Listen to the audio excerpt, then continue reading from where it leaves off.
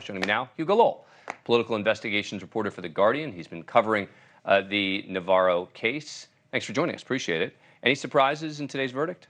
No, I think it was as expected. You know, the press conference was a doozy, but the trial was also a doozy because he had no defense that he could advance. You know, the judge in this case tried really hard to weigh whether there was actual executive privilege claims at stake, and even asked the Justice Department at one point, you know, if there was executive privilege invoked, would you even be bringing this case? He basically gave Navarro the opportunity to present evidence that there had been some sort of assertion of executive privilege.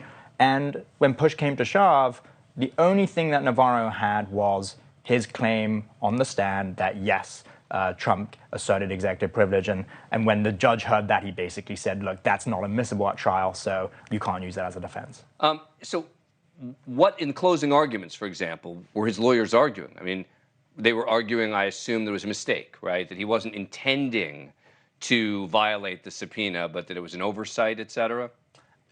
Even the closing arguments were bizarre because the lawyers at one point said, well, actually, the prosecutors and you know, we don't disagree on the merits of the case. You know, we are both agreed, in fact, that Navarro didn't show up. You know, he might have had good reason to not to show up, but he basically just told the jury, look, we're not contesting the facts. And so it was a pretty short trial. So this is all about the appeal for Navarro, right?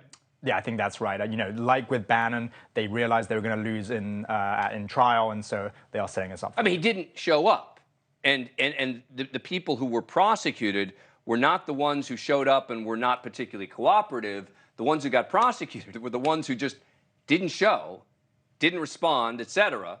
And so, yeah, not much of a defense here. We shall see what will happen on appeal. Hugo Lowell, thank you. Appreciate it. Thank you for watching. Go to NewsNationNow.com to find NewsNation on your cable provider.